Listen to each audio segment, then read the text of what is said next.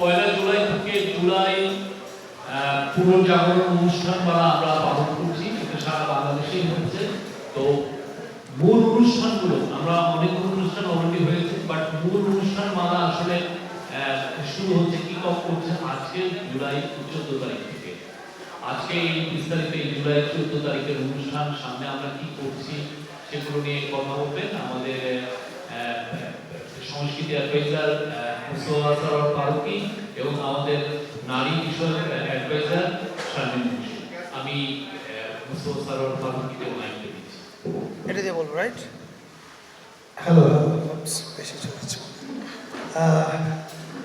সবাইকে স্বাগত। শফিক ভাই যেরকম বললো যে আজকে আসলে আমাদের মেজর ইভেন্ট কিক অফ হচ্ছে, এবং সেটা হচ্ছে জুলাই উইমেন্স ডের মাধ্যমে। এবং এটা একটা সিগনিফিকেন্স আমরা সবাই জানি যে কেন জুলাই উইমেন্স ডের মধ্য দিয়ে আমরা আমাদের ফিজিক্যাল ইভেন্ট কিক অফ করলাম। আপনারা সবাই জানেন যে 2024-এর 14 জুলাই ঢাকা বিশ্ববিদ্যালয়ের মেয়েরা হল ভেঙে রাস্তায় বেরোয় আসে এবং ফ্যাসিস্ট সরকারের একটা খুবই প্রিয় ন্যারেটিভকে তারা জাস্ট ভেঙে দেয়। এবং এটা শুধু ঢাকা ইউনিভার্সিটিতে হয়েছে তা না, আরও অনেকগুলো ইউনিভার্সিটিতে হয়েছে, সেখানেও এগুলো তারা উদযাপন করছে আজকে। সো ওই মেয়েদের যে কন্ট্রিবিউশন, এইটাকে স্যালুট করার জন্য আসলে আমরা আমাদের ফিজিক্যাল ইভেন্টটা জুলাই উইমেন্স ডের মধ্য দিয়ে শুরু করা। আমি এখানে একটু কোট করতে চাই, মানে আমি নিজে চাইলে অনেক দার্শনিক লাইন বানাতে পারতাম, কিন্তু আমি মনে করি যে জুলাইতে যে মেয়েরা আন্দোলন করেছিল তাদের একজনের একটা লেখা আমি ধার করতে চাই। সেটা ধার করে বলতে চাই, আমি মনে করি ওই লাইনটার মধ্যেই এই 14 তারিখের স্পিরিটটা আছে। এনএসইউতে পড়ে একটা মেয়ে, ওর নাম নাফসিন। আজকে সকালে দেখলাম যে ও আমাদের জুলাই ইভেন্টটা শেয়ার করে একটা কথা লিখেছে ইংরেজিতে, যার বাংলা অর্থ দাঁড়ায় হচ্ছে এরকম যে 14 জুলাই রাতে একজন আমাদেরকে স্তব্ধ করে দিতে চেয়েছিল, আর তারপর থেকে আমরাই হয়ে উঠলাম জুলাইয়ের কণ্ঠস্বর। এবং আমার মনে হয় যে এই পুরো জুলাই আন্দোলনে মেয়েদের ভূমিকাকে এর চেয়ে সুন্দর এক লাইনে সাম আপ করা আর যায় কিনা আমি জানি না। তো সেইটাকে আমরা কমেমোরেট করবো আজকে সেন্ট্রালি শহীদ মিনারে। আর যেটা বললাম যে সারা দেশে বিভিন্ন ইউনিভার্সিটিতে এই অনুষ্ঠানটা হচ্ছে। সো শহীদ মিনারে যে এই অনুষ্ঠানটা হবে, এটাও কিন্তু by the July women, for July women and men and of July women. এই প্রোগ্রামটার যে পরিকল্পনা হয়েছে, সেই পরিকল্পনার সঙ্গে জুলাই আন্দোলনে সরাসরি যারা জড়িত ছিল যে মেয়েরা, তারাই এটা পরিকল্পনায় অংশ নিয়েছে।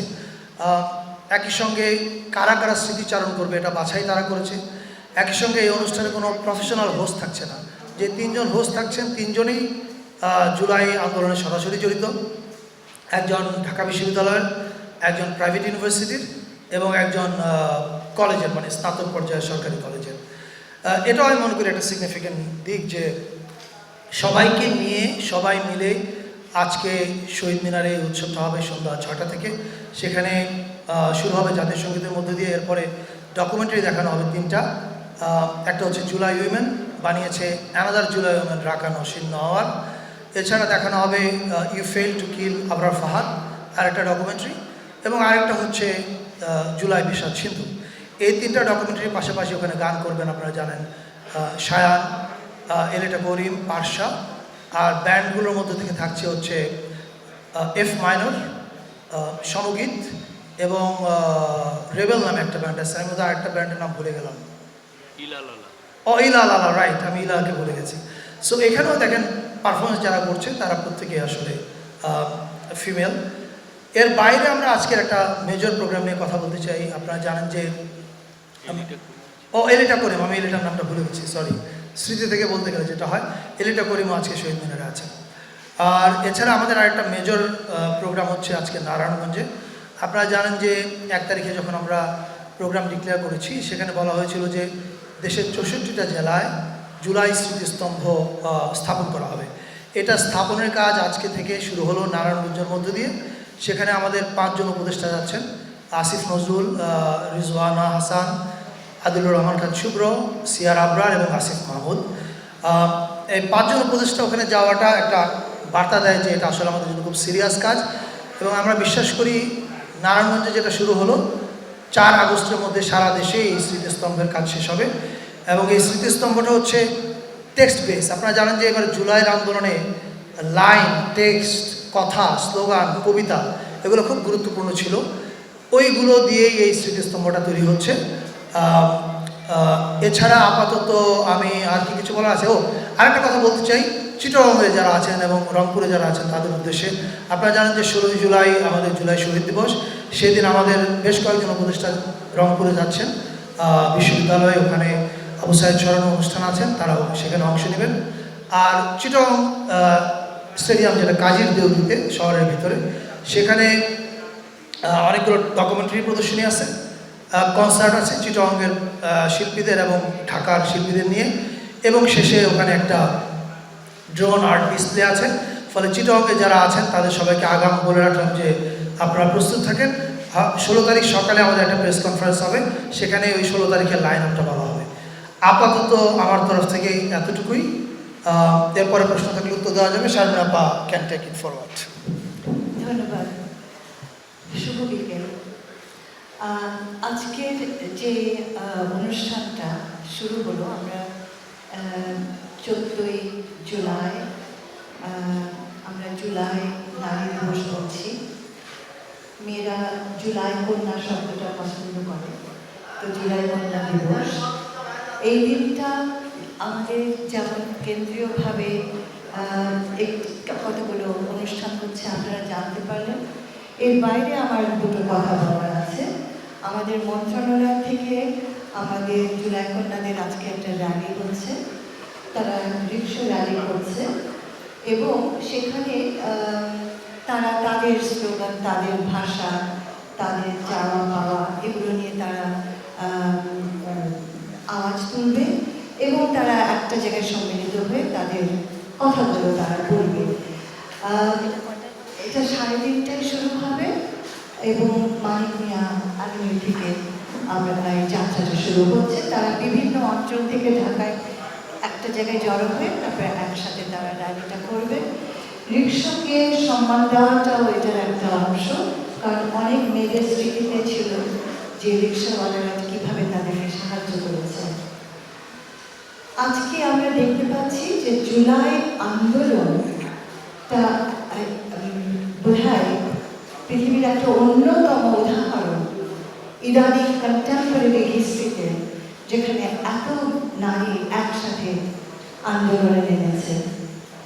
আন্দোলনকারীরা নিজেরাই আমাকে বলেছে, ছেলেরা মেয়েরা, যে প্রায় 65 থেকে প্রায় 70% মেয়ে, প্রথমে মেয়ে ছিল।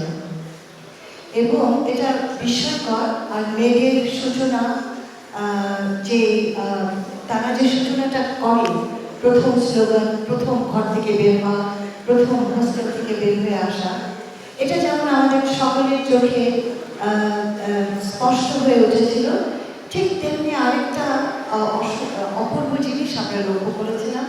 সেটা হচ্ছে যে মেয়েরা ছেলেদের উপরে যখন আক্রমণ হচ্ছিল, তারা কিভাবে ছুটে গিয়ে ছেলেদের রক্ষা করার চেষ্টা করেছে। ঠিক তেমনি আমরা এটাও দেখেছি যে মেয়েদের উপরে যখন হামলা চালাচ্ছিল, ছেলেরা তখন দৌড়ে গেছে সেখানে মেয়েদেরকেও রক্ষা করার জন্য। অর্থাৎ এই জুলাই আন্দোলনটা অনেক মাত্রায় আমাদেরকে গভীর একটা ভাবনা তৈরি করে, আমাদের একটা ভাবনার জায়গা তৈরি করে, কীভাবে সম্মিলিত শক্তির বিকাশ করতে পারে, কীভাবে ছেলেমেয়েরা একত্রে কাজ করলে পুরো সমাজে বিশাল পরিবর্তন আসতে পারে, এবং কীভাবে আগামী দিনে এগোতে হলে এই শক্তিটাকে বাঁচিয়ে রাখা প্রয়োজন। এই যে কথাটি বললাম, এই শক্তিকে বাঁচিয়ে রাখা, সেটারই কিন্তু একটা ইচ্ছা প্রকাশ হচ্ছে আজকের এই স্মরণ আয়োজনের মধ্য দিয়ে। এবং আর দুটি কথা একটু জানিয়ে রাখি, আমাদের যে নারী যোদ্ধারা আছে তাদের একটা পূর্ণাঙ্গ চিত্র এবং পূর্ণাঙ্গ তালিকা করার গবেষণার কাজটা আমার মন্ত্রণালয় হাতে নিয়েছে, এবং সেটার মধ্য দিয়ে আমরা আশা করছি প্রত্যেকটি নারীর চরিত্র, নারী যোদ্ধাকে আমরা খুঁজে পাব। এবং এটাও আজকে আমি বলি, অনেক আহত নারী যারা ঘর বন্ধ করে দুঃখী আছে, সামনে আসছে না, ডিপ্রেশনে আছে, তারা কেমন আছে দেখার কিন্তু আমাদের দায়িত্ব। এবং সেই জায়গাটিতে যারা এত সাহসিকতার সাথে যুদ্ধ করলো তারা কেন মুখ লুকিয়ে ফেললো, এটাও কিন্তু আমাদের বোঝার প্রয়োজন আছে। এবং তাদের সামনে সামাজিকভাবে যে নানান কি বলে, আপনারা নিজেরাও জানেন যে মেয়েদের উপরে সাইবার স্পেস থেকে অনেক বুলিং হচ্ছে, অনেক বাজে বাজে কথা বলা হয়, কিন্তু এই মেয়েরা তো বীর যোদ্ধা। আমি বিশ্বাস করি তারা এটা থেকে বেরিয়ে আসবে এবং মাথা উঁচু করে দাঁড়াবে। আমার মন্ত্রণালয় থেকে দুটো কাজ, এদেরকে চিহ্নিত করা, এদের কাউন্সেলিং দেওয়া, এদের পাশে থাকা, এবং দ্বিতীয় কাজ এদের কীর্তি সংরক্ষণ করা। আজকে এই দিবসের জায়গা থেকে আমরা এই উদ্যোগগুলো নিয়েছি এবং আপনাদের সকলকে আমন্ত্রণ জানাচ্ছি। আপনারা সময় পেলে অবশ্যই আমাদের সাথে সম্পৃক্ত হবেন। ধন্যবাদ। আমি একটু যুক্ত করতে চাই আরেকটু, সেটা হচ্ছে আজকে আপনাদের মাধ্যমে আমরা সবাইকে জানাতে চাই যে আজকের অনুষ্ঠানটা কিন্তু প্রায় 11টা, সাড়ে 11টা পর্যন্ত হবে শহীদ মিনারে, এবং মূল অনুষ্ঠানের পরে হবে ড্রোন ডিসপ্লে, এবং সেই ড্রোন ডিসপ্লে হচ্ছে চাইনিজ টেকনিক্যাল টিমের সহযোগিতায়। সেখানে আপনারা this is going to be massive show. আপনারা 16 years of Awami dictatorship and prelude to July, এই পুরো জিনিসটা দেখতে পাবেন। আর আরেকটা কথা হচ্ছে, এই ড্রোন ডিসপ্লের পরে ঢাকা ইউনিভার্সিটি মেয়েরা ওরা ওদের হলে ফিরে যাবে।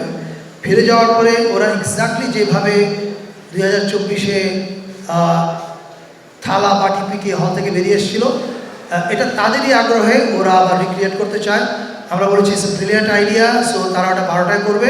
যারা শহীদ মিনারে থাকবেন তারা ওখানে লাইভ দেখতে পাবেন ওদের এই পুরো প্রসেশনটা, কিন্তু শহীদ মিনারের দর্শক ওখানে যেতে পারবে না, এখানে লাইভ দেখতে হবে। Thank you. আর কিছু বলবো না স্যার? কী বলছি? আর আমাদের 18 এবং 21 ও তারিখে ইয়েস, আর আরেকটা হচ্ছে একই মানে সুযোগে আমরা এটা বলে ফেলি, 18 তারিখ এবং 21 তারিখ আমাদের এটা মেজর ডে। 18 তারিখ হচ্ছে আপনারা জানেন যে প্রাইভেট ইউনিভার্সিটি রেজিস্ট্যান্স ডে।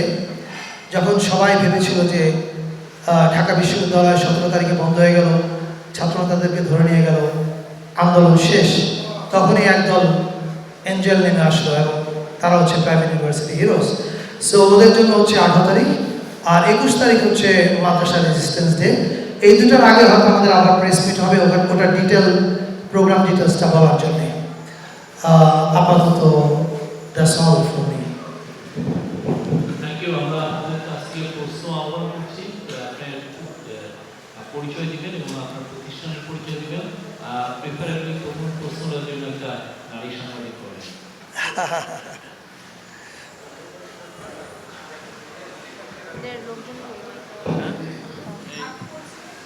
আমাদের একজন লোককে দাও না এখানে, না আমাদের একটা লোককে বলেন মাইকতে দিতে। আমার ওই যে ওকে, ওই যে পরশকে বলেন, পরশকে মাইক আছে।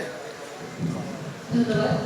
শারমিন আপা, আপনি বলছিলেন যে আমাদের জুলাইতে নারী যোদ্ধারা তারা বিভিন্ন রকমের বুলিংয়ের শিকার হচ্ছে, তারা নিজেদেরকে লুকিয়ে রাখছে, তারা একটা ট্রমার সময় কাটাচ্ছে, তারা অনেক লম্বা সময় পার হয়ে যাবে। এই সময়টা থেকে আমরা তাদের জন্য এই দুরবস্থা থেকে তাদেরকে বের করা যেত কিনা? আমি 1 বছর পরে আমরা সে তাদের ব্যাপারে বের কথা ভাবছি, তারা তো যোদ্ধা। সংস্কৃতি এটি নিয়ে আছে।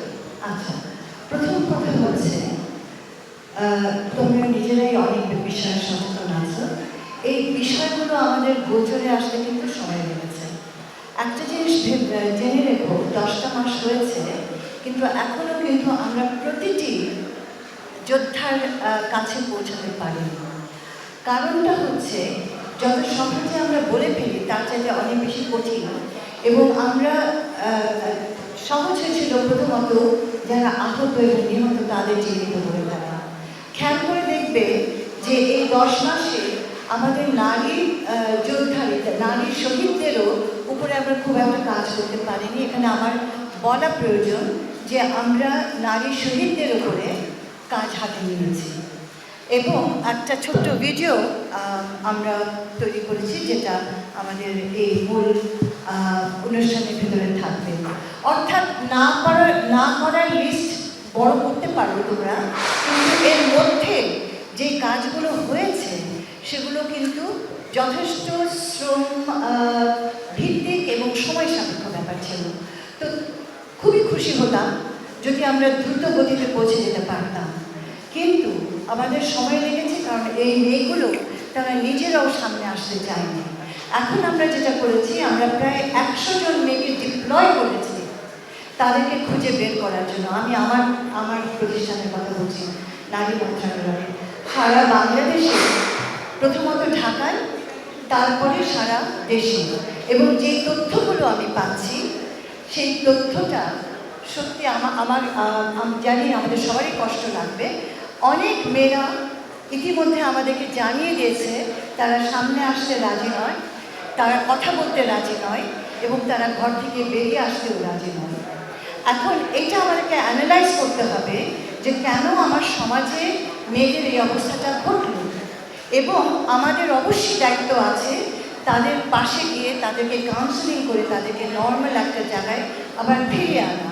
এই জায়গাটায় সব প্রশ্নের জবাব আমার কাছে নেই, তবে এই জিনিসটা খুব জরুরি, তাদের পাশে গিয়ে দাঁড়ানো এবং তাদেরকে সেই সহযোগিতার হাত বাড়িয়ে দেওয়া।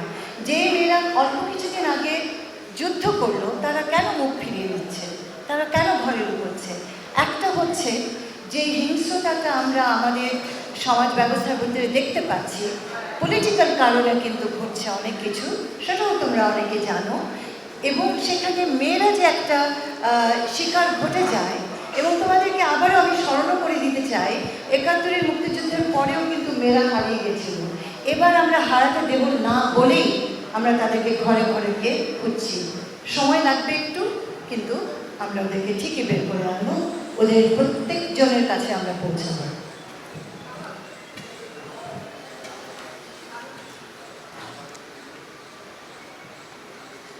এই কী করছে? ও আচ্ছা, জমা এখন যে কার টিভি কে নিয়ে যাচ্ছে। আমি মৌমিতা, টেলিভিশন রিপোর্টার। আপনি যে কথাটা বললেন যে আপনারা হারিয়ে যেতে দেবেন না, এর আগে বললেন যে এই জুলাই নারী যোদ্ধারা তারা অভিযোগ করেছে তারা নানা ধরনের বুলিং এর শিকার হচ্ছে।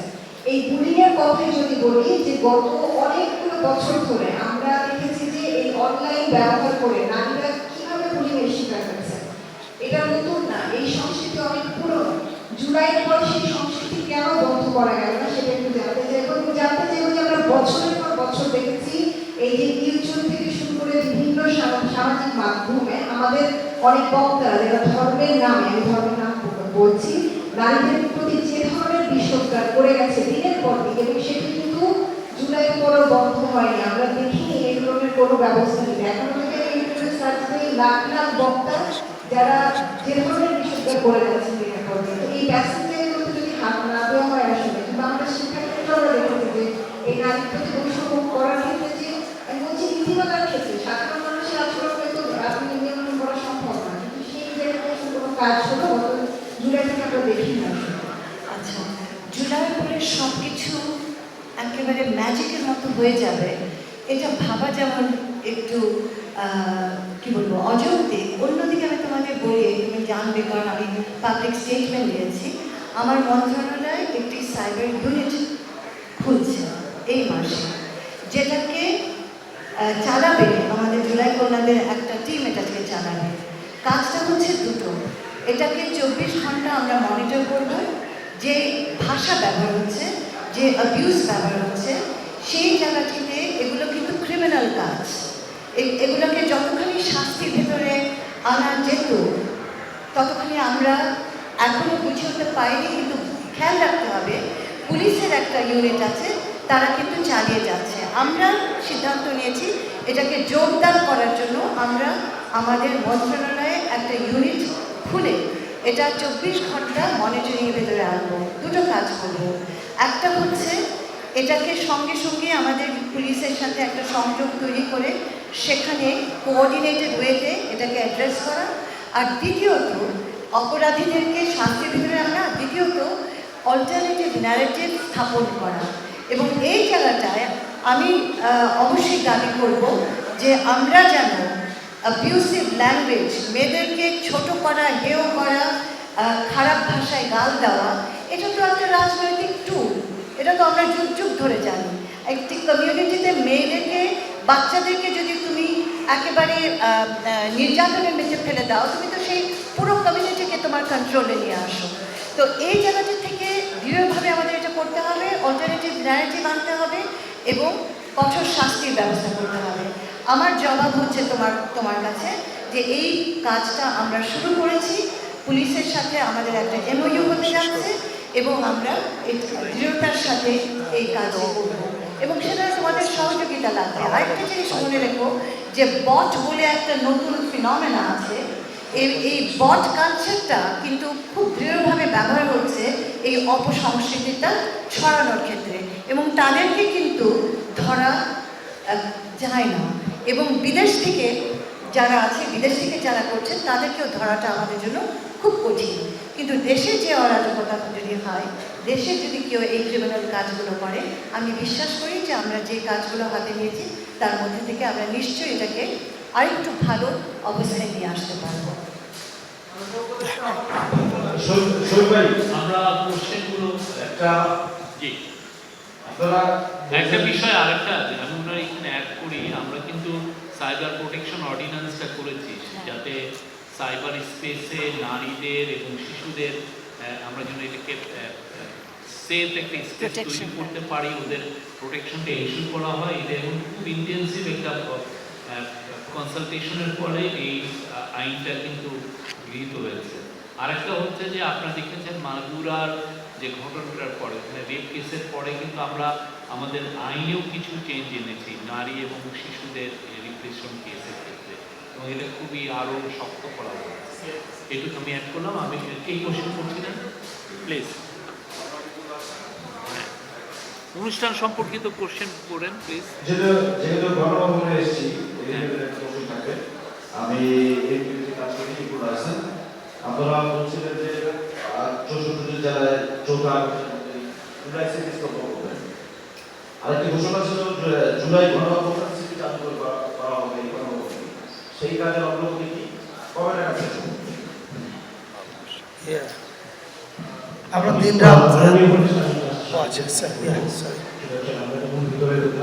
এটা না প্লিজ, আমি এটা করে আপনি একই রকম আছে। অনেক ধরনের কাজ হচ্ছে, কিন্তু আমাকে একটু ডিটেইল বলবেন আপনারা আসলে এখানে কি মানে টোটাল প্ল্যানিং। উনি পারলে ভিজিট করে দেখেন আপনার। আচ্ছা না, thank you for two beautiful questions. একটা হচ্ছে যে আপনারা জানেন যে কোনো মিউজিয়াম করতে গেলে it takes lot of time. আমরা সময়ের বিপরীতে দৌড়াচ্ছি।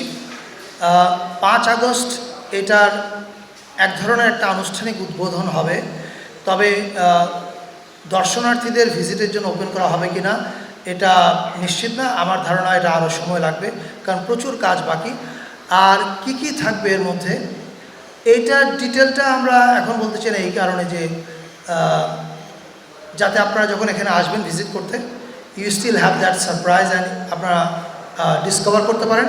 তবে ফিলসফিটা বলতে পারি আমরা, ফিলসফিটা হবে এটা যে আপনি যখন এই জুলাই জাদুঘরে ভিজিট করবেন, তখন আপনি জুলাই এবং কেন জুলাই হলো, 16 বছরে আওয়ামী লীগের দুঃশাসন কী কী হয়েছিল তার দালিলিক প্রমাণ, অডিও ভিজুয়াল প্রমাণ, এবং আপনারা জানেন যে মডার্ন ডে মিউজিয়াম কিন্তু এখন এক্সপিরিয়েন্সিয়াল হয়ে উঠছে। ফলে এটা যেন একটা এক্সপিরিয়েন্সিয়াল মিউজিয়াম হয়ে ওঠে, এটার জন্য আমরা যত রকমের টুল আছে, জাস্ট ফটোগ্রাফ, ডকুমেন্ট এবং অডিও ভিডিও না, এর বাইরেও আরও অনেক টুল আছে যেগুলো আমরা ব্যবহার করছি। এইটার হয়তো আমরা যখন মানে দর্শনার্থীদের জন্য ওপেন করব তখন বলতে পারবো ডিটেল, কিন্তু কাজ চলছে সারাদিন রাত। এটা একটু এখন বলানো মুশকিল এক্সাক্ট টাইমটা, তবে 5 আগস্ট এটা আনুষ্ঠানিক উদ্বোধন হবে, কিন্তু দর্শনার্থীদের জন্য ওপেন করা হবে পরে।